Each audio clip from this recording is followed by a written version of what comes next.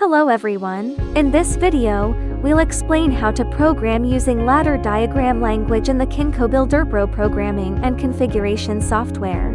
Create a program with the programming language set as ladder diagram. After setting, click OK. In the upper shortcut bar, you can click to select instructions such as contacts and coils and insert them into the program segment. You can also use the keyboard shortcuts F2 to insert contacts and F3 to insert coils. When performing operations such as creating a new branch, first click to select the location where you want to insert the branch, and then click the desired branch in the shortcut bar to insert it. You can right-click in the blank area of the program to add a program section. Click on the blank area above the contact or coil to fill in the variable. If the variable doesn't exist, you can add it directly in this program. Note that the variables added here are local variables and can only be used within this program. You can also directly insert instructions such as contacts, coils, or comparisons by directly typing the specified names on the keyboard. All kinds of function blocks in the library management column on the right, and be inserted into the program segment by double-clicking or dragging.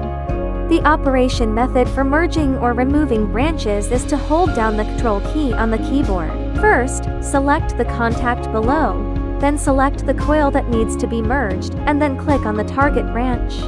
For added contacts or coils that need to be modified, you can double-click directly, and then select the required instruction from the list. Note that after modifying the instruction, please confirm whether the data type of the variable matches the instruction. Next, let's actually demonstrate how to write the most classic start-hold-stop program. Press the Start button once, and the motor runs and keeps running. Press the Stop button once, and the motor stops. The first step, place the first normally open contact and bind it to the variable Start button. The second step, connect a normally closed contact in series and bind the variable Stop button. The third step, connect a coil in series and bind the variable motor. The fourth step, connect a normally open contact in parallel across the Start button contact and bind the variable motor. This is the self-holding contact. When the Start button is pressed, the coil is energized and the self-holding contact closes. At this time, even if the Start button is released, the current still keeps the coil energized through the self-holding contact.